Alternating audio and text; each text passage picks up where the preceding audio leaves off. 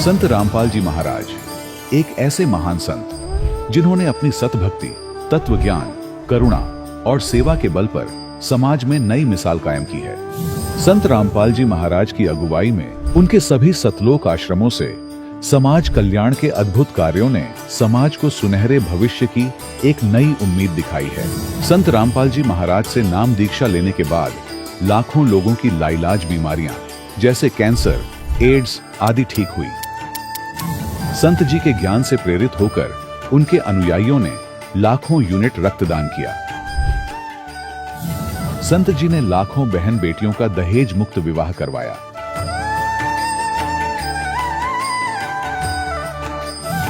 संत जी ने लाखों लोगों का नशा छुड़वाया, करोड़ों उजड़े परिवार बसे। संत जी के आश्रमों में समागम के दौरान निःशुल्क नेत्र चिकित्सा, दंत चिकित्सा प्रदान की जाती है। संत रामपाल जी महाराज द्वारा समय समय पर पर्यावरण संरक्षण के उद्देश्य से बड़े स्तर पर वृक्षारोपण किया जाता है। संत जी ने जरूरतमंदों को तत्काल राहत पहुंचाने के लिए एम्बुलेंस सेवा शुरू की। संत जी अपने अनुयायियों को देहदान के लिए प्रेरित करते हैं, जिससे मानवता की सेवा और चिकित्सा क्षेत्र में सुधार हो सके। संत रामपाल जी महाराज के सभी आश्रमों में हर रोज निःशुल्क भंडारा आयोजित किया जाता है, जहां हर वर्ग, हर जाति और हर धर्म के लोग एक साथ बैठकर भोजन करते हैं।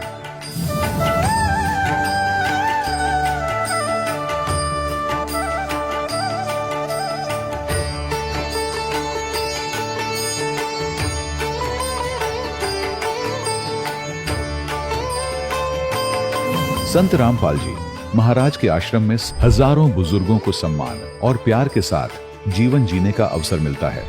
उनके खाने, रहने और स्वास्थ्य की पूरी जिम्मेदारी संत रामपाल जी महाराज उठाते हैं। अनाथ बच्चों के लिए संत रामपाल जी महाराज के सभी आश्रम किसी वरदान से कम नहीं। यहाँ उन्हें शिक्षा, संस्कार और भविष्य के लिए बेहतर अवसर प्रदान किए जाते हैं। चाहे बाढ़ हो, भूकंप या महामारी, संत रामपाल जी महाराज और उनके अनुयायी हमेशा ही जरूरतमंदों के लिए सबसे आगे खड़े रहते हैं। कोविड महामारी के दौरान संत रामपाल जी महाराज के आश्रमों से करोड़ों लोगों के लिए भोजन, दवाइयां और जीवन रक्षक सामग्रियां उपलब्ध कराई गई। चाहे गरीब की मदद हो या किसी शोषित और पीड़ित वर्ग के हक और सम्मान की लड़ाई, संत रामपाल जी महाराज ने हमेशा ही उनकी दबी आवाज को सरकारों तक पहुंचाया है और उन्हें उचित न्याय दिलवाने में अहम भूमिका अदा की है।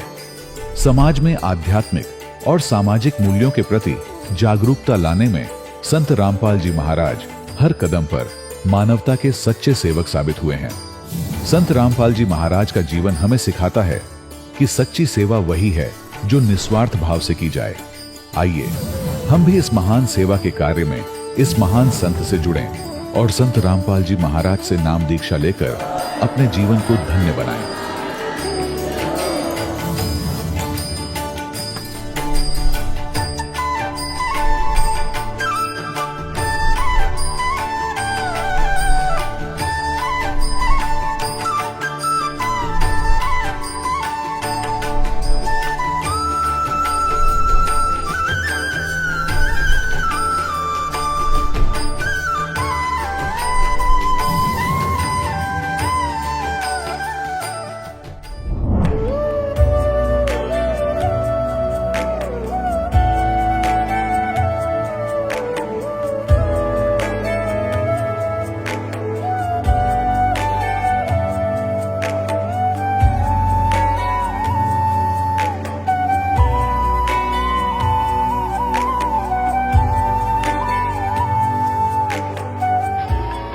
प्रभु राम, देव, भगवान, अल्लाह, खुदा, ईश आदि नाम एक ही शक्ति के हैं।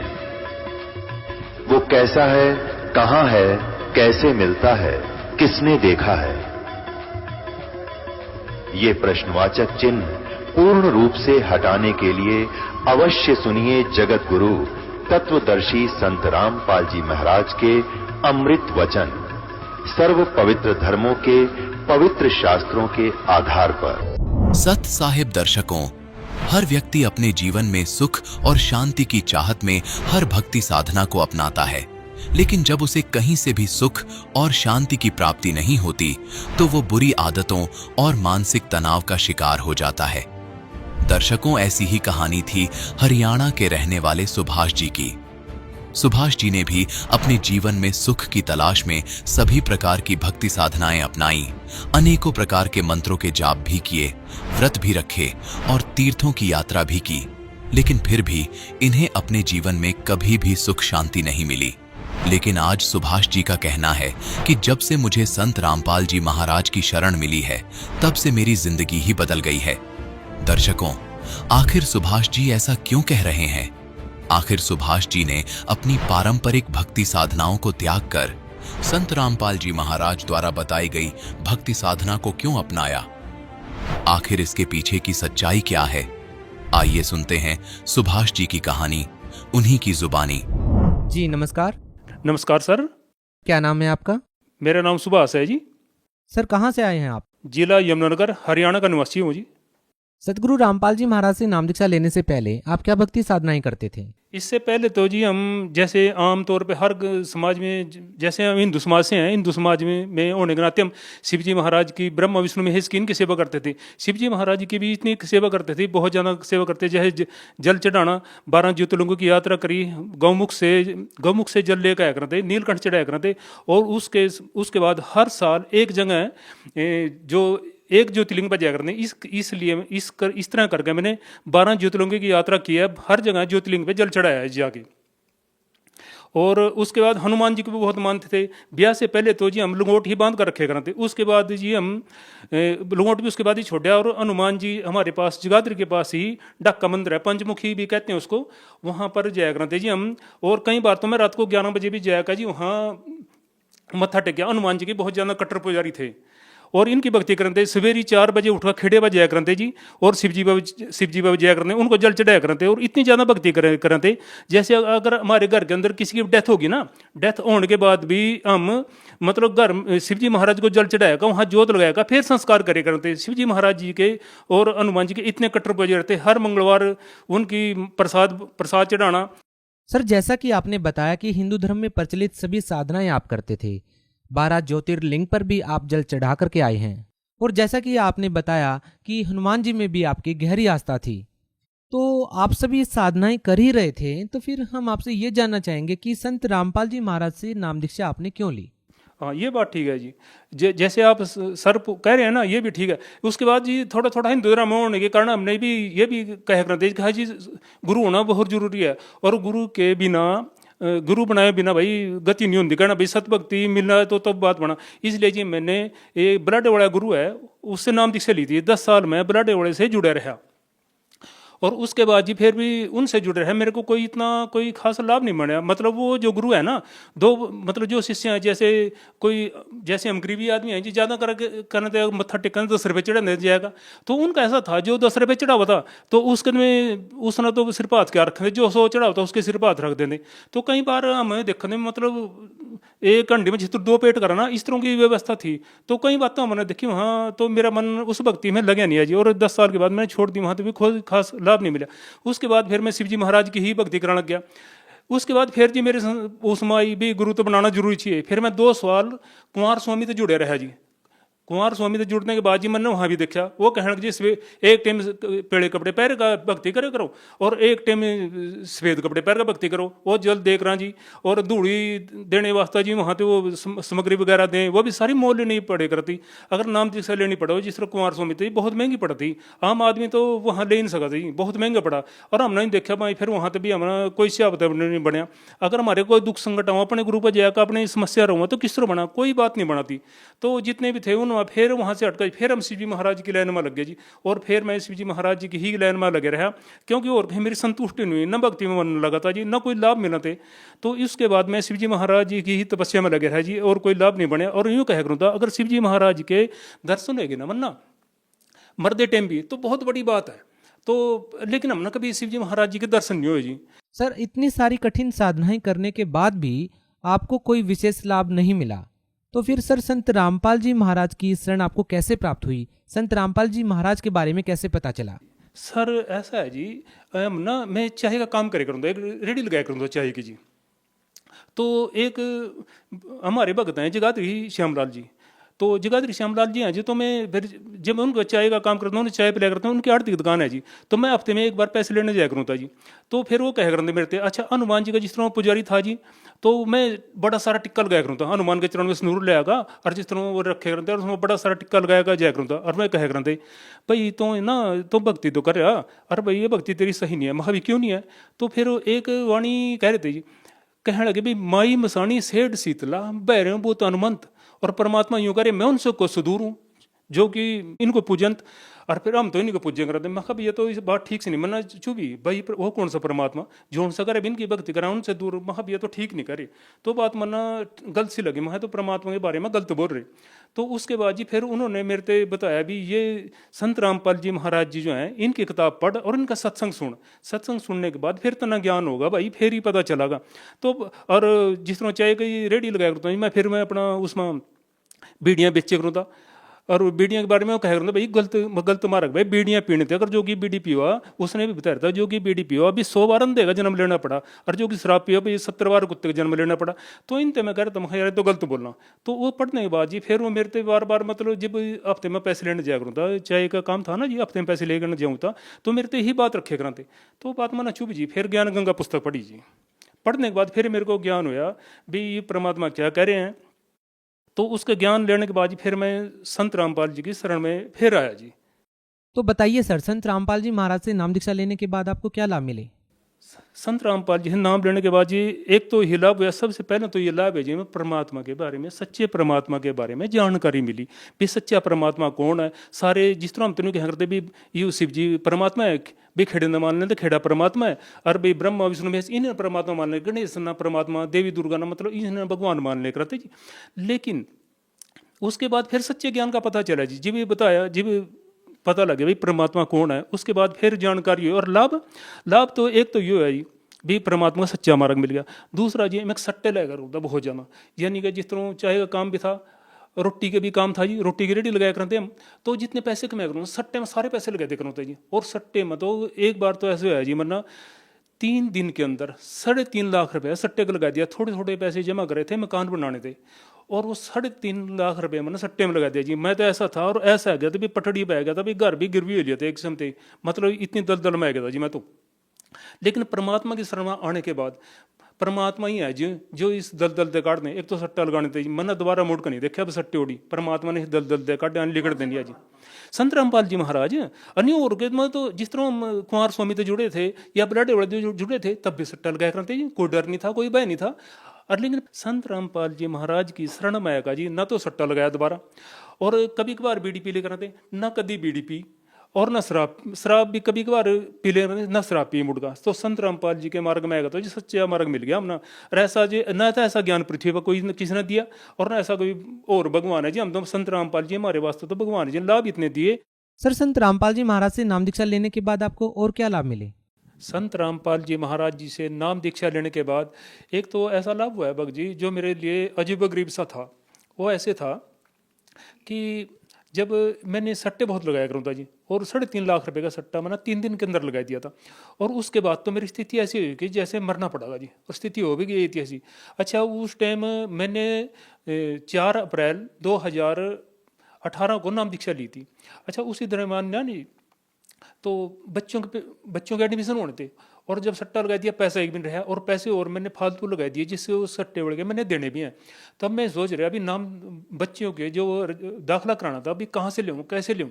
तो संत रामपाल जी ने ऐसी कृपा करी, मैं मन ही मन कह रहा गुरु जी से नाम लेने के बाद ना लाभ मिला। मैं सोचूं भी यूँ भी मेरी समस्या कैसे हल होगी।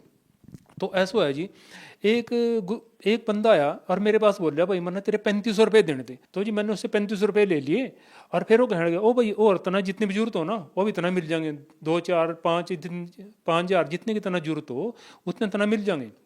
मैंने कहा भाई मेरा जो बच्चों का एडमिशन जो है इतने में हो जाएगा, मेरा काम हो जाएगा, मैंने नहीं और लेने भाई।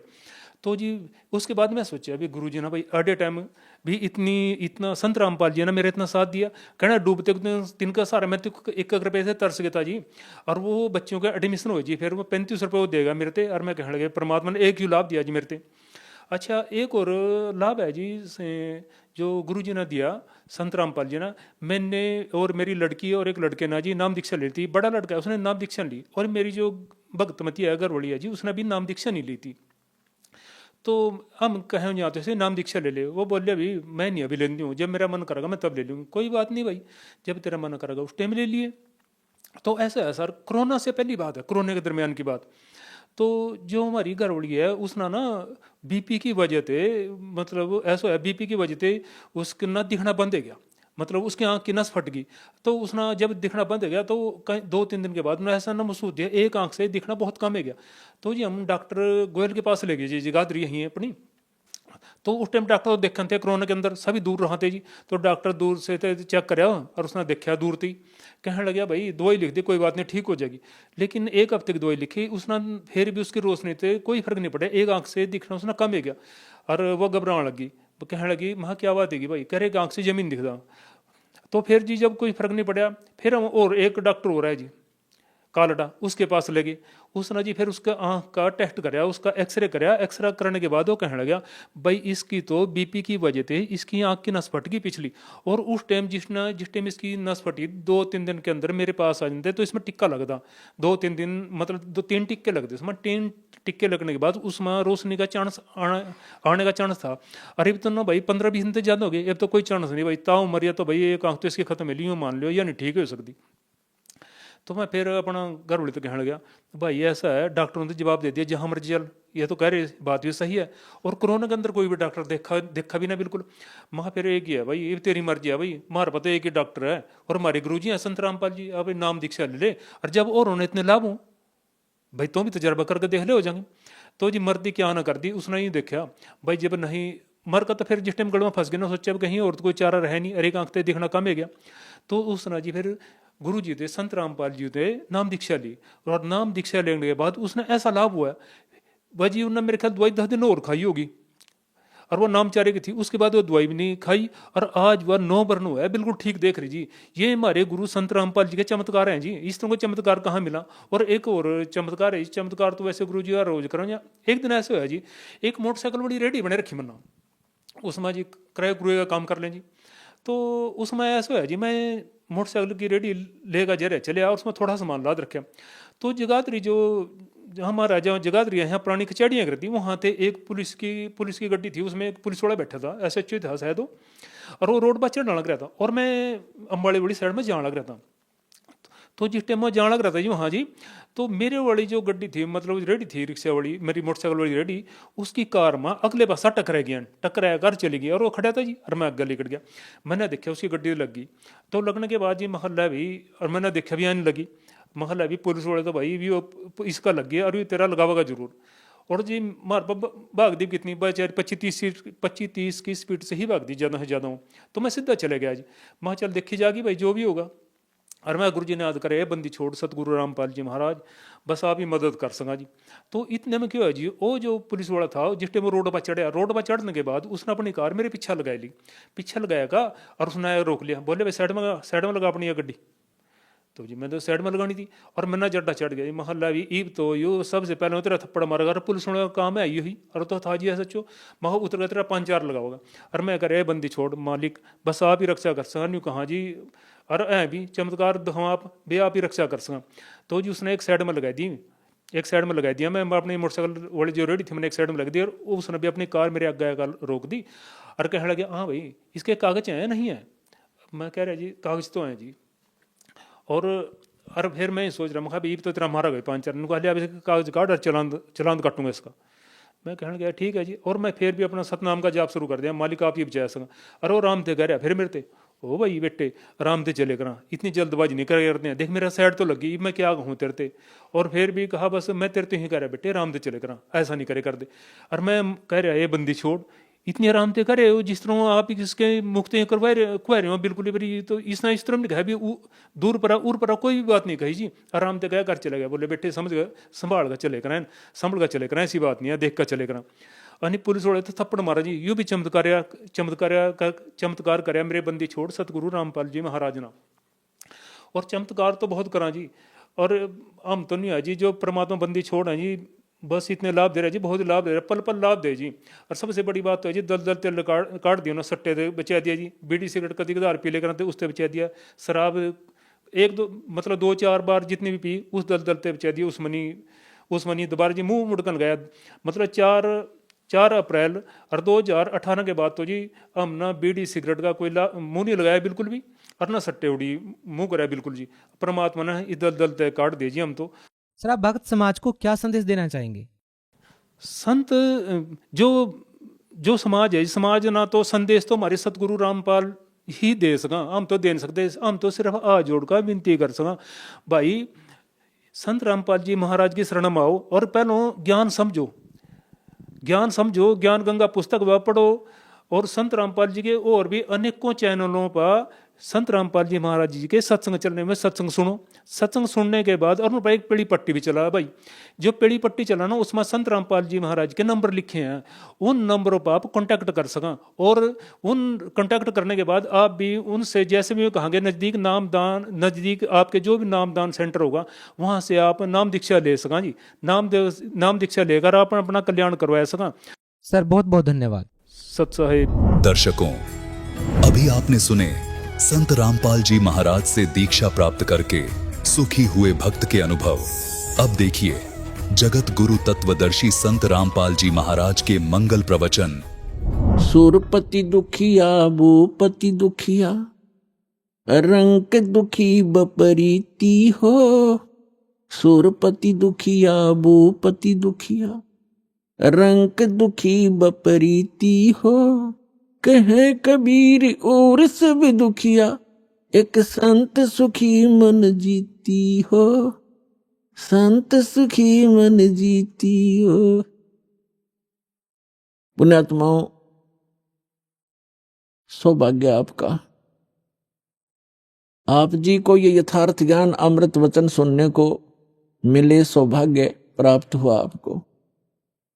भक्ति मुक्ति के दाता सतगुरु ये भटकत प्राण फिरंदा, उस साहिब के हुक्म बिना नहीं तरवर पात हिलंदा। उस परमात्मा कबीर भगवान की, अल्लाह अकबर की, उस महान परमेश्वर की आपके ऊपर असीम रजा है, और आप युगों युगों के बहुत पुण्यकर्मी प्राणी हो, जो ऐसे भाग दौड़ के जीवन से समय निकाल कर यह परमात्मा के दरबार में पहुंच पाते हो।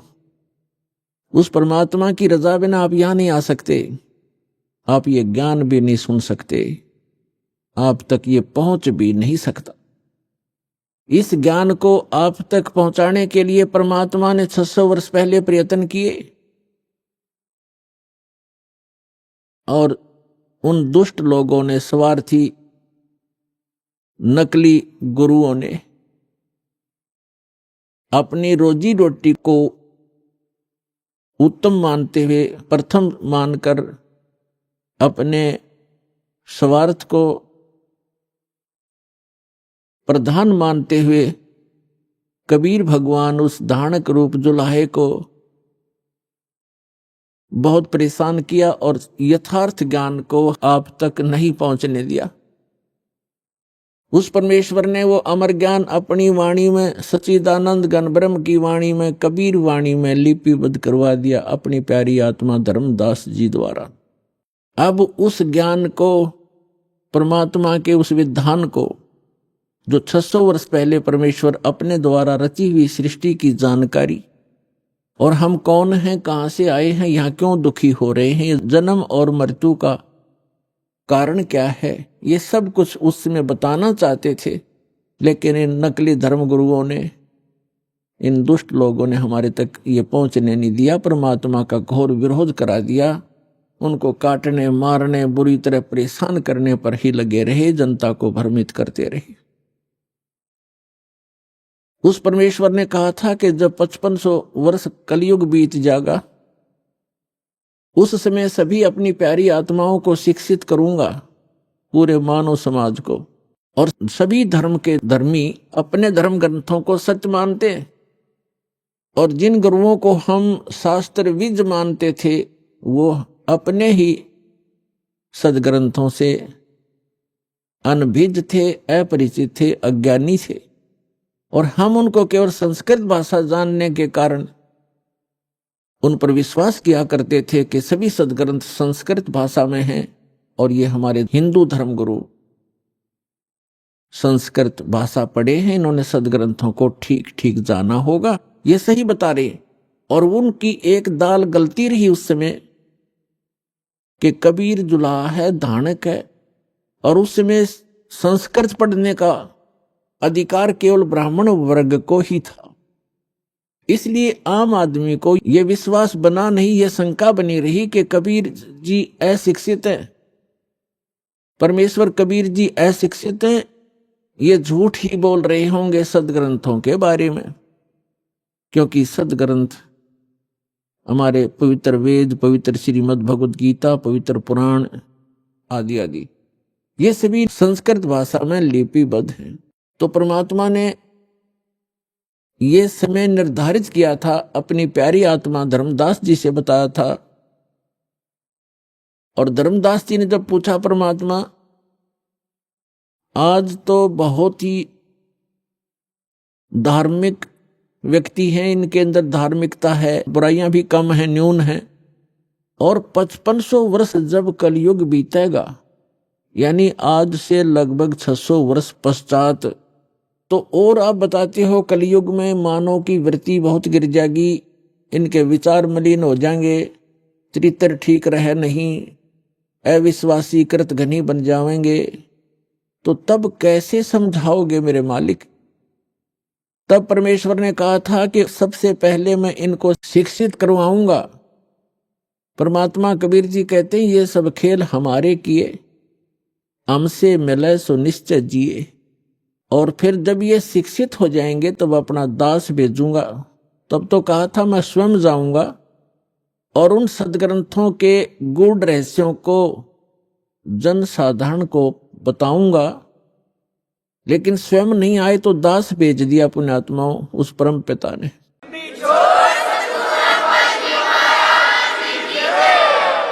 और आज आप देख रहे हो ये इलेक्ट्रॉनिक सिस्टम, इलेक्ट्रॉनिक उपकरण, इंटरनेट सिस्टम, ईमेल, प्रोजेक्टर, ये सीडी, डीवीडी, पेन ड्राइव, ये जो भी टेक्निक है उस परम पिता कबीर भगवान की दी हुई है मानव को।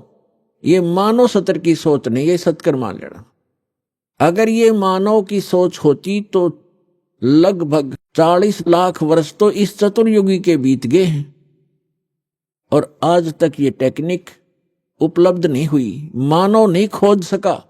ये परमात्मा ने कलयुग इसलिए नाम रखा इसका कि इसमें मशीनरी युग होगा, टेक्निक इसके अंदर परमात्मा अपने बच्चों को देंगे, और उसका मूल उद्देश्य ये है कि इस तत्व ज्ञान को जो 600 वर्ष पहले परमात्मा कबीर जी बताना चाहते थे, आज घर बैठे अपने बच्चों को इन टीवी के माध्यम से, इंटरनेट के माध्यम से, ये जो यूट्यूब आदि बन गए हैं, इनके माध्यम से घर बैठे ये अमृत ज्ञान बताऊंगा, और तब ये समझ जाएंगे और मेरे पास आ जाएंगे, अपना कल्याण करवा लेंगे। तो ये सारा कुछ जो उपकरण बनवाए हैं परमात्मा ने, गॉड गिवन ये माइंड है, जीव का अपना सतर की सोच नहीं है, ना ये बना सकता है।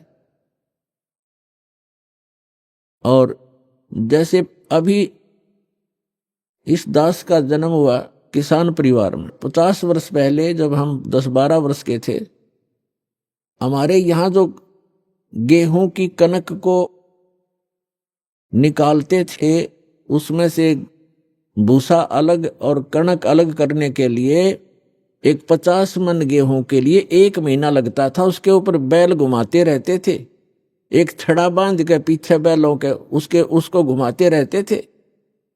कम से कम 1 महीने में जाकर 20 दिन में जाकर के वो बारीक होता था, तब उसको बरसा बरस गेहूं अलग और भूसा अलग करते थे। ऐसी टेक्निक थी उस समय। हमारे समय में तो ऐसे घुमाने वाली चारा काटने की मशीन हाथ से घुमाने वाली लग गई थी, जिसने गंडासा कहते हैं। और उससे पहले हमने देखे हमारे दादाजी हाथ से ऐसे काटा करते थे, ऐसे। और पीछे जाओगे तो क्या होगा? तो कहने का भाव ये है कि जो आज टेक्निक प्राप्त है ये गॉड कबीर गिवन है, ताकि आप अपने सदग्रंथों को इन प्रोजेक्टर और डीवीडी के माध्यम से रूबरू देख सकें, आंखों देख सकें, फिर मिला सकें अपने। आपके घर उपलब्ध होती हैं ये सभी सदग्रंथ।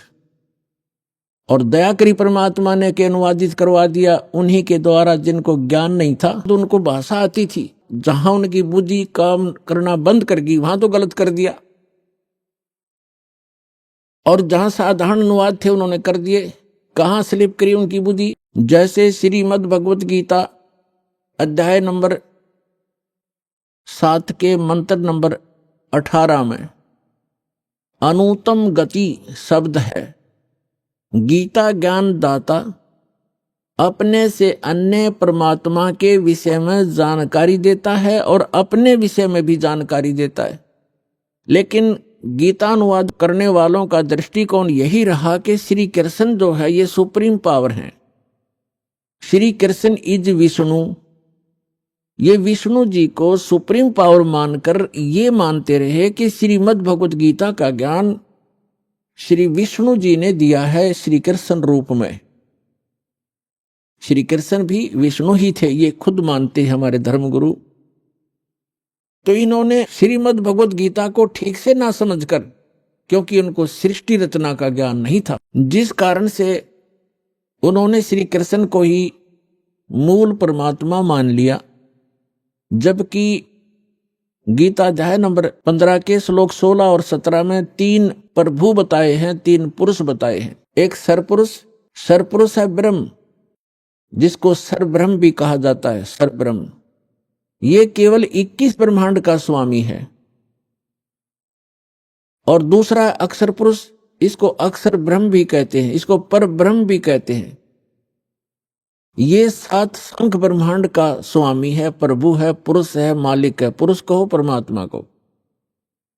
श्रीमद् भगवत गीता अध्याय नंबर 15 के श्लोक नंबर 16 में कहा कि 2 पुरुष हैं इस संसार में, पृथ्वी वाले लोकों में, और ये भी नासवान और इनके अंतर्गत जितने प्राणी हैं वो भी नासवान है। जीव आत्मा किसी की नहीं मरती, वो तो पशु पक्षी की भी नहीं मरती। श्रीमद् भगवत गीता अध्याय नंबर 15 के श्लोक नंबर 17 में तुरंत कहा है उत्तम पुरुष है तू अन्य। पुरुष माने परमात्मा, प्रभु, स्वामी। उत्तम पुरुष यानी पुरुषोत्तम।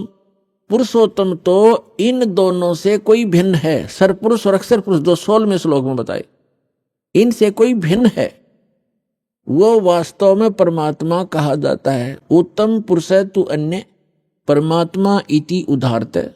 यह लोक तरम आविश्य विभर्ति अवय ईश्वर। उत्तम पुरुष यानी पुरुषोत्तम, श्रेष्ठ भगवान, सही परमात्मा तो इन दोनों से कोई और है, अन्य है, और वही परमात्मा कहलाता है, वो परमात्मा कहा जाता है। और वही तीनों लोकों में प्रवेश करके सबका धारण पोषण करता है।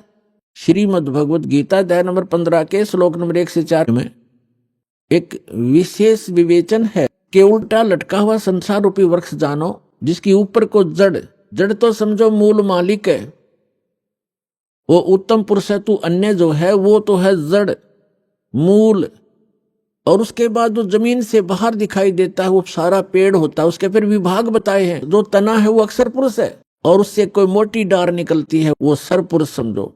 और उस सरपुरुष के आगे जो 3 शाखा हैं, रजगुण ब्रह्मा, सतगुण विष्णु, तमगुण शिव जी, वो देव हैं। ये तीनों ब्रह्मा विष्णु महेश हैं। और पात रूप संसार, उस परमेश्वर ने श्रीमद् भगवत गीता अध्याय नंबर 15 के श्लोक नंबर 1 में बताया है। उसी का विवरण अपनी सिंपल लैंग्वेज में सच्चिदानंद घन ब्रह्म की वाणी में कहा कि अक्षर पुरुष एक पेड़ है और सरपुरुष वाकी डार। सरपुरुष कहते हैं ज्योत निरंजन काल को, और इस काल के 3 पुत्र हैं, रजगुण ब्रह्मा, सतगुण विष्णु, तमगुण शिव जी। इस सरपुरुष के पुत्र हैं 3, ब्रह्मा विष्णु महेश। अक्षर पुरुष एक पेड़ है, सरपुरुष वाकी डार, और तीनों देवा शाखा हैं, ये पात रूप संसार। तो इस पूरे प्रकरण में ब्रह्मा विष्णु महेश की क्या स्थिति है? ये इस ब्रह्म के पुत्र हैं, और ब्रह्मा विष्णु महेश की माता दुर्गा है, अष्टंगी देवी। तो विष्णु जी कौन है? विष्णु जी एक ब्रह्मांड में एक विभाग के विभागीय मंत्री हैं, सतोगुण विभाग के। और ये 3 भाई हैं, तीनों का अलग अलग विभाग है। रजोगुण विभाग के मंत्री मालिक प्रभु स्वामी ब्रह्मा जी, और सतोगुण विभाग के स्वामी श्री विष्णु जी, और तमोगुण विभाग के स्वामी प्रभु श्री शंकर जी। ये एक ब्रह्मांड में केवल एक विभागीय मंत्री हैं, और इनका पिता जो ब्रह्म है सरपुरुष, वो एक ब्रह्मांड के अंदर मुख्यमंत्री का रोल करता है। ऐसे ऐसे 21 ब्रह्मांड हैं सरपुरुष के, जिसको ज्योत स्वरूपी निरंजन काल भी कहा जाता है, जिसके लोक में हम रह रहे हैं। और फिर है अक्षर पुरुष। अक्षर पुरुष के 7 शंख, नील पद्म शंख, 7 शंख ब्रह्मांड हैं। और फिर तीसरा रहा वो परम अक्षर पुरुष, उत्तम पुरुष तु अन्य, वो ओवरऑल कंट्रोलर है। असंख्य ब्रह्मांड इंक्लूडिंग सरपुरुष एंड अक्षर पुरुष, इन सब के ऊपर और इसकी इनके अतिरिक्त जितने भी ब्रह्मांड हैं, पूरा विश्व है, पूरा संसार है, उन सब का मालिक है, वो मूल मालिक है। वो संसार रूपी वृक्ष की जड़ है, मूल है, जहां से जैसे पूरे पेड़ को मूल से आहार प्राप्त होता है, ऐसे वो परमात्मा कबीर भगवान परम अक्षर पुरुष वो सबका पालनहार है। अब जैसे जिन महापुरुषों को परमात्मा मिले, उनमें से एक आदरणीय गरीबदास साहिब जी, गांव छुड़ानी, जिला झज्जर वाले हैं। वो बताते हैं परमात्मा को आंखों देखकर परमात्मा से परिचित सभी ब्रह्मांडों से और परमात्मा द्वारा रची सृष्टि से परिचित होकर कहते हैं, अनंत कोटि ब्रह्मांड का एक रति नहीं भारे, सतगुरु पुरुष कबीरे हैं ये कुल के सिरजनहारे। वो कबीर कौन है? हम सुल्तानी नानक तारे, दादू को उपदेश दिया, जात जुलाहा भेद न पाया, वो काशी महे कबीर हुआ। अब ये है वो सारे ब्रह्मांडों का रचनार, मूल मालिक। अब हम फिर आते हैं श्रीमद् भगवत गीता अध्याय नंबर 15 के श्लोक 17 पर। उत्तम पुरुष तु अन्य परमात्मा इति उदाहरत, यह लोकत्रयम् आविश्य विभर्ति अवय ईश्वर। उत्तम पुरुष तो कोई और है, पुरुषोत्तम तो कोई इन दोनों से अलग है, जो 16वें श्लोक में कहा है 15वें अध्याय के श्रीमद् भगवत गीता में। सत्पुरुष और अक्षर पुरुष से अन्य है, वो पुरुषोत्तम कहलाता है, और उसको वास्तव में वो परमात्मा कहा जाता है। परमात्मा, परमात्मा माने श्रेष्ठ आत्मा। श्रेष्ठ आत्मा वही होता है जो किसी को दुख ना दे, किसी के बेटा बेटी की मृत्यु ना करे, कैंसर ना करे, किसी को रोग युक्त ना करे, दुखी ना करे, उसको परमात्मा कहते हैं, श्रेष्ठ आत्मा, अच्छी आत्मा। और जो यहाँ हम देख रहे हैं बुचड़ खाना, किसी हॉस्पिटल में जाकर देख लो हाहाकार मची हुई है, और घर घर में देख लो कोई किसी रोग से दुखी, कोई किसी से दुखी, किसी की टांग कटी है, किसी का हाथ कटा है, कोई आंखों से अंधा है, कोई पैरालाइसिस से तड़फ रहा है। तो जिस लोक में हम रह रहे हैं, ये इस परमात्मा का लोक हो सकता है? ये तो कसाई आत्मा का लोक है, इस काल का लोक है जहां हम रह रहे हैं। ये कबीर भगवान ने आकर बताया। और जिन महापुरुषों को परमात्मा सचखंड लेकर गए अपने सुख में स्थान पर, और फिर उनको गवाह बनाकर, साक्षी बनाकर वापस छोड़ा, उन्होंने भी यही बताया कि ये लोक ठीक नहीं। एक स्थान और है जहां जाने के बाद जीव फिर कभी लौटकर वापस इस गंदे लोक में नहीं आता, और वहां कोई दुख नहीं, वहां वर्द अवस्था नहीं, वहां मृत्यु नहीं। श्रीमद् भगवत गीता अध्याय नंबर 15 के श्लोक नंबर 17 में कहा है कि उत्तम पुरुष तु अन्य परमात्मा इति उदाहरत है, और यह लोकत्रयम् आविश्य विभर्ति अवैश्वर, जो तीनों लोकों में प्रवेश करके वो श्रेष्ठ परमात्मा जो सरपुरुष और अक्षर पुरुष से अन्य है, वो संसार रूपी वृक्ष की मूल है, जड़ है। ऊर्ध्व मूलम अधः शाखम, ऊपर को जो जड़ है वो तो समझो परम अक्षर ब्रह्म है। और यह लोकत्रयम् आविश्य विभर्ति, जो तीनों लोकों में प्रवेश करके सबका धारण पोषण करता है, पूरे पेड़ को मूल से ही आहार मिलता है, मूल से उसकी परवरिश होती है। तो पूरा जो मूल है ऊपर परमात्मा है, जो सतलोक में रहता है, वो अक्षर पुरुष, परम अक्षर पुरुष, वो सारी सृष्टि का रचनहार, सर्व उत्पादक प्रभु, वो कबीर साहब है जो काशी में धानक रूप में आए थे। उस परमात्मा ने विधान बना के छोड़ दिया है। उस विधान अनुसार जो चलेगा उसको जैसा भी यहाँ का जो कर्तव्य है, लाभ है, उस अनुसार उसको मिलता रहेगा। उसी प्रकार उसका जन्म मृत्यु होता रहेगा। और इस जन्म मृत्यु से बचने के लिए विधान बनाया है, जो उसको अपनाएगा, उसको अप्लीकेबल कर लेगा, उसका जन्म मृत्यु छूट जाएगा। तो वो जन्म और मृत्यु के छूटने का विधान हमें प्राप्त नहीं हुआ था। परमात्मा ने 600 वर्ष पहले बताने की चेष्टा की, लेकिन हम अशिक्षित होने के कारण हम वंचित रह गए। उसकी पूर्ति करने के लिए परमात्मा ने अब समय दिया है, निर्धारित किया था। अब जो प्रसंग चल रहा है, अब यहां कई व्यक्ति श्रद्धालु आपको भ्रमित कर देते हैं कि श्रीमद् भगवत गीता अध्याय नंबर 15 के श्लोक नंबर 18 में गीता ज्ञानदाता कहता है कि मैं पुरुषोत्तम प्रसिद्ध हूं। तो वो भ्रमित करते हैं कि रामपाल इनकम्प्लीट ज्ञान देता है, 17वें श्लोक तक ही बताता है, 18वें में क्यों नहीं बताता कि उसमें खुद कहता है मैं पुरुषोत्तम हूं। यदि उसको 18वें श्लोक को हम फाइनल माने तो 17वां गलत हो गया, क्योंकि गीता ज्ञानदाता तो यह कहे कि पुरुषोत्तमता इन दोनों से कोई अन्य है। और 18वें में क्या कहता है कि मैं गीता ज्ञानदाता कौन है? ये श्री कृष्ण कहो चाहे विष्णु को, ये बोलने वाला श्री कृष्ण और विष्णु नहीं है। इनके अंदर इनका पिता जो सरपुरुष है उसने प्रतिज्ञा कर रखी है। 7वें अध्याय के 24-25वें श्लोक में कहा है, वो खुद कहता है गीता ज्ञानदाता कि मैं अपनी योग माया से छुपा रहता हूं। ये बेबुद्धि मंदबुद्धि के लोग मुझे एज ए कृष्ण मान रहे होंगे, व्यक्ति रूप में खड़ा प्राप्त मान रहे होंगे। मैं कृष्ण नहीं हूं, मैं व्यक्ति रूप में कभी नहीं आता। 4थे अध्याय के 9वें श्लोक में ये कहता है मेरे जन्म और कर्म दिव्य है। अब इसके कर्म दिव्य कैसे हैं कि ये सामने आता नहीं, इसने प्रतिज्ञा कर रखी है और ये किसी में प्रवेश करके अपना जो उल्लू सीधा वो कर जाता है। श्री कृष्ण में प्रवेश करके गीता का ज्ञान ये पुरुष दे रहा है और ये कहता है कि मेरे अंतर्गत यानी 21 ब्रह्मांड में जितने भी प्राणी हैं उनसे मैं उत्तम हूं, श्रेष्ठ हूं, तगड़ा हूं, मजबूत हूं, ताकतवर हूं। इसलिए लोक वेद में मैं पुरुषोत्तम प्रसिद्ध हो रहा हूं। लोक वेद दंत कथा सुनी सुनाई बातें, इस कारण से मैं पुरुषोत्तम हूं। 15वें अध्याय के 17वें श्लोक में स्पष्ट कर दिया कि उत्तम पुरुष है तू अन्य, वो तो कोई और है और वही वास्तव में अविनाशी है। दूसरे अध्याय के 17वें श्लोक में कहा है। और गीता अध्याय नंबर 2 के श्लोक 12 में, गीता अध्याय नंबर 4 श्लोक 5 और 9 में, गीता अध्याय 10 मंत्र 2 में ये स्पष्ट करता गीता ज्ञानदाता कि मेरे तो जन्म मृत्यु होते हैं, मैं अविनाशी नहीं हूं।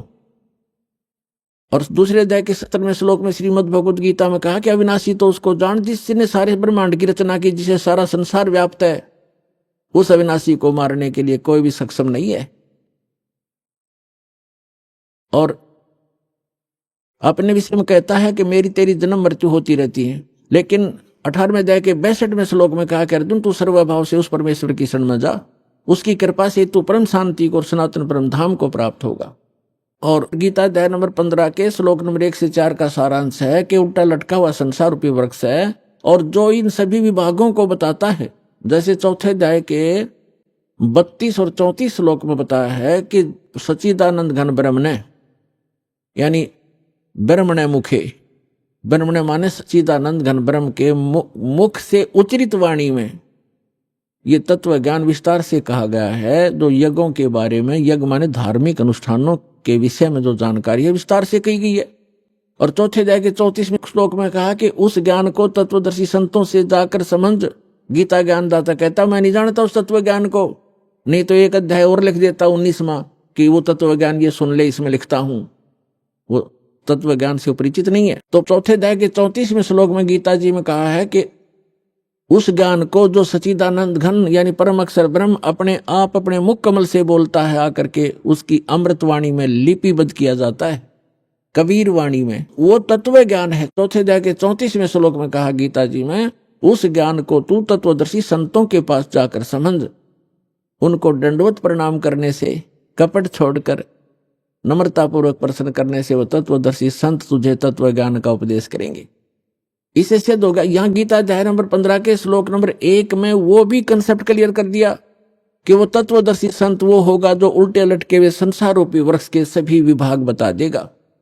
जैसे परमेश्वर स्वयं आते हैं, वो तत्वदर्शी संत की भूमिका भी करते हैं। भगवान तो वो होते ही होते। कबीर साहब कहते हैं अक्षर पुरुष एक पेड़ है, सरपुरुष वा की डार, निरंजन वा की डार, और तीनों देवा शाखा है ये पात्र रूप संसार। तो जड़ कौन है? वो जड़ की ऑप्शन छोड़ गया परमात्मा, क्योंकि अपने इस दास को भेजा है कि जड़ ये कबीर साहब है, वो अल्लाह अकबर है, वो परम अक्षर ब्रह्म है जो जड़ है उस सारे संसार की। तो यहाँ ये भी बताया कि उल्टे लटके हुए संसार रूपी वृक्ष के सभी विभागों से जो परिचित है, स वेदविद, वो वेद के तात्पर्य को जानने वाला अर्थात तत्वदर्शी संत है। उसके पश्चात परमेश्वर के 15वें अध्याय के 4 श्लोक में लिखा है, तत्वदर्शी संत की प्राप्ति के उपरांत परमेश्वर के उस परम पद की खोज करनी चाहिए जहां जाने के बाद साधक लौटकर कभी संसार में नहीं आते। और जिस परमेश्वर ने सारे ब्रह्मांडों की रचना की है, और केवल उसी की भक्ति करो। गीता ज्ञान दाता अपने से अन्य उस पुरुषोत्तम परम अक्षर ब्रह्म की भक्ति करने के लिए कहता है, जिससे आपकी जन्म और मरण छूटेगा। अभी आपने सुने संत रामपाल जी महाराज के मंगल प्रवचन। आइए अब सुनते हैं संत रामपाल जी महाराज से नाम दीक्षा लेकर सतभक्ति करके अद्भुत लाभ प्राप्त करने वाले अनुयायी के विचार। दर्शकों, मनुष्य अपने जीवन में सुख शांति प्राप्ति के लिए विभिन्न भक्ति साधनाओं को अपनाता है, लेकिन जब उसे शारीरिक सुख और मानसिक शांति नहीं मिलती तो वो हताश निराश हो जाता है। दर्शकों, ऐसी ही कहानी थी उत्तराखंड के रहने वाले हरीश राम जी की। हरीश राम जी पहले हिंदू धर्म में प्रचलित सभी भक्ति साधनाओं को किया करते थे, लेकिन इसके बावजूद भी इन्हें ना तो शारीरिक सुख मिला और ना ही मानसिक शांति। दर्शकों, हरीश राम जी ने अनेकों प्रकार के व्रत उपवास भी किए और अनेकों तीर्थों की यात्रा भी की, लेकिन फिर भी इन्हें निराशा ही मिली। लेकिन दर्शकों, आज हरीश राम जी का कहना है कि जब से मैंने संत रामपाल जी महाराज से नाम दीक्षा ली है, तब से मेरी जिंदगी की रूपरेखा ही बदल गई है। दर्शकों, आखिर आज हरीश राम जी ऐसा क्यों कह रहे हैं? आखिर हरीश राम जी संत रामपाल जी महाराज को भगवान क्यों बता रहे हैं? आखिर इसके पीछे की सच्चाई क्या है? सुनते हैं हरीश राम जी की कहानी, उन्हीं की जुबानी। नमस्कार सर। नमस्कार सर। सर क्या नाम है आपका? सर मेरा नाम हरीश राम है। हरीश जी आप कहाँ से हैं? सर मैं उत्तराखंड पिथौरागढ़ से हूँ। हरीश जी, संत रामपाल जी महाराज से नाम दीक्षा आपने कब ली?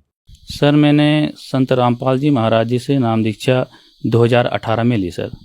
हरीश जी, आप देवभूमि उत्तराखंड से हैं, तो हमारे दर्शकों को बताएं आपने क्या क्या भक्ति साधनाएं की हैं? जी सर, इससे पहले सर मैं सभी देवी देवताओं की, ब्रह्मा विष्णु महेश की और 33 करोड़ देवी देवता के अंदर ही मैं भक्ति साधना करता था, जो मेरे पूर्वज करते थे सर। सर आप संत रामपाल जी महाराज जी की शरण में कैसे आए? सर मेरे को पहले से सर मैं नशा भी करता था बहुत ही ज़्यादा। सुरती, तम्बाकू, बीड़ी, सिगरेट, शराब, कभी कभार तो सर मैं ये भांग भी पी लेता था। फिर दोस्त लोगों के साथ फंस भी गया था मैं, तो उनके साथ भी लगाव से जो है कि मैं पीने लग गया था। उसके बाद में सर देवी देवताओं के पता नहीं किस बात से है, मैं ज़्यादा ही परेशान रहता था। घर परिवार में भी शांति नहीं बनी रहती थी सर हमारे, और बाल बच्चे भी हमेशा बीमार रहते थे। और उसके बाद बहुत ही ज़्यादा परेशान रहता था। पूजा पाठ भी मैं बहुत ज़्यादा करता था। हमारे यहाँ गंत बगौल करते हैं, उसमें भी बहुत ज़्यादा जाता था सर।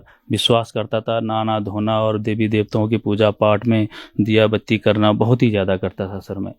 परंतु सर उसके करने के बाद भी मुझे लाभ कतई नहीं मिला सर, ज़्यादा हानियाँ होने लगी। ऐसे करते कराते सर मेरा लड़का भी पागल हो गया था बीच में, तो उसके लिए काफ़ी जगह दिखाया, काफ़ी पैसा खर्च किया मैंने। डिस्ट्रिक्ट पिथौरागढ़ उत्तराखंड में सभी डॉक्टरों को दिखाया, लेकिन सर वहाँ सही होने वाला ठहरा, और घर में लाऊंगा तो फिर वही हाल हो जाने वाला ठहरा। तो इससे मैं बहुत ही ज़्यादा परेशान हो गया। तो उसके बाद हमारे यहाँ एक संत रामपाल जी महाराज जी के शिष्य है, उनके टच में आया सर मैं, क्योंकि मैं लकड़ी का काम करता हूँ, कारपेंटर हूँ। तो वो ठेकेदारी करते थे, तो उनके साथ काम किया। तो उन्होंने बोला आपको क्या परेशानी है, बहुत ज़्यादा छुट्टी लेते हो आप, तो मैंने बोला ऐसी ऐसी बात है, तो ठेकेदार जी तो क्या किया जाए? बोले तो ऐसा है, आपको जो है कि इस दुनिया में जो है कि संत रामपाल जी महाराज जो है कि परमात्मा के रूप में आए हैं, तो उनके यहाँ जाके आप अगर शरण में ले लोगे तो आप सही हो सकता है, शास्त्र ज्ञान के आधार पे वो बताते हैं। तो बोला तो मुझे इसको जोड़ कि थोड़ा आशा जैसी लगी कि यहाँ से कि हो सकता है मेरा निराकरण हो जाए। तो फिर मैंने उनके करीबन 2-3 साल तक मैंने जो है कि अध्ययन किया, किताब भी लेके आया, और मैं बाजार से श्रीमद् भगवद गीता भी लेके गया, मैंने मिलान किया काफ़ी। तो जो उन्होंने किताब दे रखी थी ज्ञान गंगा, वो किताब भी लेके आया, और श्रीमद् भगवद गीता भी मैं बाजार से ख़रीद के ले गया 175 रुपये में। तो उसको जो है कि मिलान किया काफ़ी जगह, तो मुझे बहुत ही सही लगा उसमें। तो वास्तव में जो है कि परमात्मा तो कोई और ही है, और जो है कि जहाँ मैं भक्ति कर रहा हूँ उससे हमें कोई लाभ नहीं मिल रहा है, इसीलिए मैं दुखी होऊंगा, ऐसा मुझे लगा। तो फिर उसके बाद में जो है कि मैंने करीबन 2018 में मैंने नामदान लेने के लिए मैंने उन्हीं संत रामपाल जी महाराज जी के शिष्य को बोला कि मुझे वहाँ ले चलो, और जो है कि मैं नामदान लेना चाहता हूँ। दीक्षा मैंने नानक माता खटीमा उधम सिंह नगर से लिया, उत्तराखंड। सर, जैसा कि आपने बताया कि आप जो भक्ति साधनाएं करते थे उससे आपको कोई लाभ नहीं मिला, फिर आपको संत रामपाल जी महाराज जी द्वारा लिखित पुस्तक ज्ञान गंगा मिली, उसको आपने पढ़ा और वह सही है या नहीं है उसके लिए आप श्रीमद् भगवद गीता लेकर आए और उससे मैच किया, आपको बिल्कुल ठीक लगी। फिर आपको पता लगा कि शास्त्रों के अनुसार भक्ति तो कोई और है जो हमें अभी तक बताई ही नहीं गई है। फिर आपने संत रामपाल जी महाराज जी से नाम दीक्षा ली। तो क्या जो संत रामपाल जी महाराज जी ने शास्त्रों के अनुसार आपको भक्ति बताई थी उससे आपको लाभ भी मिले?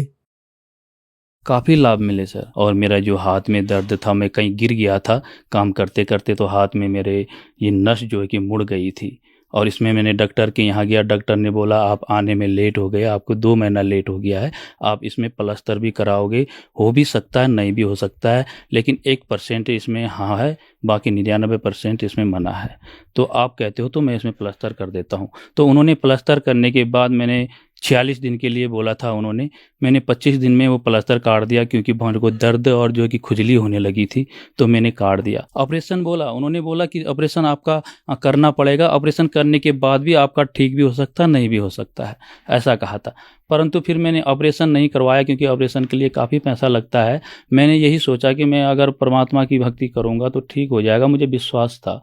उसके बाद में जो है कि मुझे सही जो है कि परमात्मा मिला नहीं था, तो इसीलिए जो है कि हमारे जो पूर्वज जो है कि जो भक्ति करते थे उसी भक्ति में लीन थे हम, लेकिन फिर भी मेरा सही नहीं हुआ। तो जब मैं संत रामपाल जी महाराज जी से दीक्षा ली, तब से मेरा जो है कि हाथ में भी दर्द होना बंद हो गया, और कामकाज में भी अच्छी प्रगति हुई सर, इसलिए मेरा वहाँ जाके ठीक हुआ।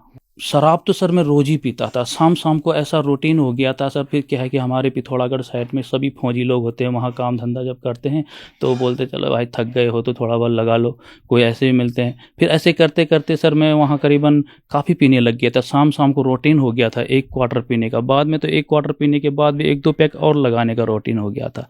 ऐसे करते कराते सर मैं एक शराबी जैसा बन गया था, और धन पैसा जो है कि उसी में लुटाने लग गया था। घर में जो है कि क्या है कैसा है, बच्चों का सिहार शुहार, उसमें कोई मैं ज़्यादा ध्यान नहीं देता था। सिर्फ मैं एक स्वार्थी बन गया था, ताकि बस अपना खाओ पियो ऐश करो, ऐसा बन गया था। लेकिन इस जो है कि जब से मैं संत रामपाल जी महाराज के यहाँ गया, तब से मेरे काफ़ी सर सुधार हो गया है। सर, आप उत्तराखंड में रहते हैं। उत्तराखंड को देवों की भूमि कहा गया है। आप जहाँ रहते हैं वहां से कुछ ही दूरी पर केदारनाथ धाम, बद्रीनाथ धाम है, जो हिंदू धर्म में पवित्र धाम माने गए हैं। इन सबको छोड़कर आपने हरियाणा में इतनी दूर जाकर संत रामपाल जी महाराज जी से ही नाम दीक्षा क्यों ली? कृपया हमारे दर्शकों को समझाएं।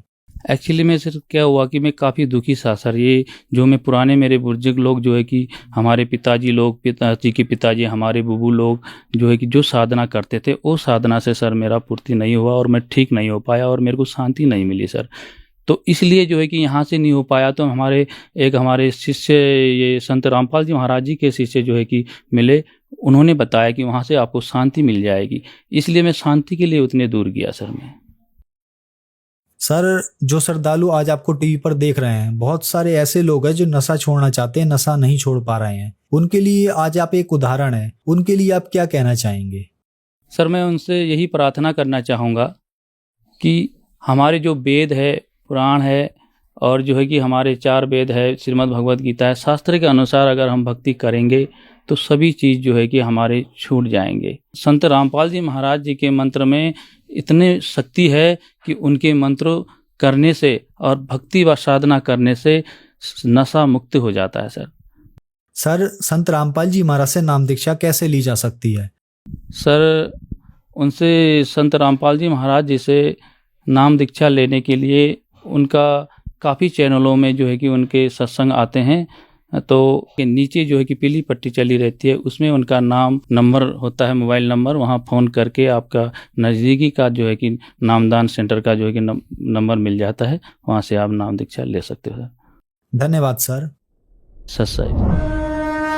संत रामपाल जी महाराज एक ऐसे महान संत जिन्होंने अपनी सतभक्ति, तत्व ज्ञान, करुणा और सेवा के बल पर समाज में नई मिसाल कायम की है। संत रामपाल जी महाराज की अगुवाई में उनके सभी सतलोक आश्रमों से समाज कल्याण के अद्भुत कार्यों ने समाज को सुनहरे भविष्य की एक नई उम्मीद दिखाई है। संत रामपाल जी महाराज से नाम दीक्षा लेने के बाद लाखों लोगों की लाइलाज बीमारियां जैसे कैंसर, एड्स आदि ठीक हुई। संत जी के ज्ञान से प्रेरित होकर उनके अनुयायियों ने लाखों यूनिट रक्तदान किया। संत जी ने लाखों बहन बेटियों का दहेज मुक्त विवाह करवाया।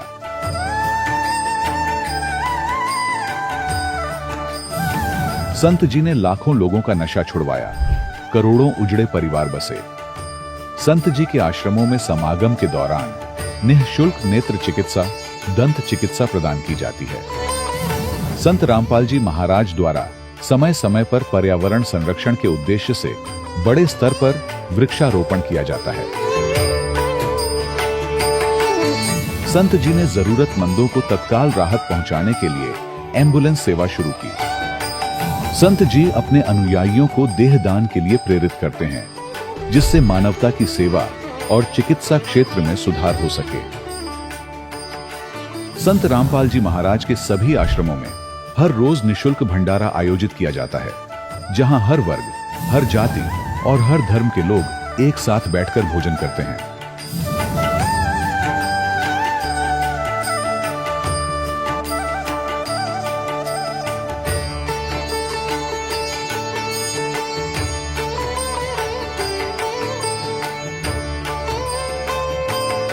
संत रामपाल जी महाराज के आश्रम में हजारों बुजुर्गों को सम्मान और प्यार के साथ जीवन जीने का अवसर मिलता है।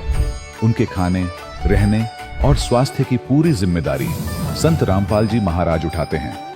अनाथ बच्चों के लिए संत रामपाल जी महाराज के सभी आश्रम किसी वरदान से कम नहीं। यहाँ उन्हें शिक्षा, संस्कार और भविष्य के लिए बेहतर अवसर प्रदान किए जाते हैं। चाहे बाढ़ हो, भूकंप या महामारी, संत रामपाल जी महाराज और उनके अनुयायी हमेशा ही जरूरतमंदों के लिए सबसे आगे खड़े रहते हैं। कोविड महामारी के दौरान संत रामपाल जी महाराज के आश्रमों से करोड़ों लोगों के लिए भोजन, दवाइयां और जीवन रक्षक सामग्रियां उपलब्ध कराई गई। चाहे गरीब की मदद हो या किसी शोषित और पीड़ित वर्ग के हक और सम्मान की लड़ाई, संत रामपाल जी महाराज ने हमेशा ही उनकी दबी आवाज को सरकारों तक पहुंचाया है और उन्हें उचित न्याय दिलवाने में अहम भूमिका अदा की है। समाज में आध्यात्मिक और सामाजिक मूल्यों के प्रति जागरूकता लाने में संत रामपाल जी महाराज हर कदम पर मानवता के सच्चे सेवक साबित हुए हैं। संत रामपाल जी महाराज का जीवन हमें सिखाता है कि सच्ची सेवा वही है जो निस्वार्थ भाव से की जाए। आइए हम भी इस महान सेवा के कार्य में इस महान संत से जुड़ें और संत रामपाल जी महाराज से नाम दीक्षा लेकर अपने जीवन को धन्य बनाएं।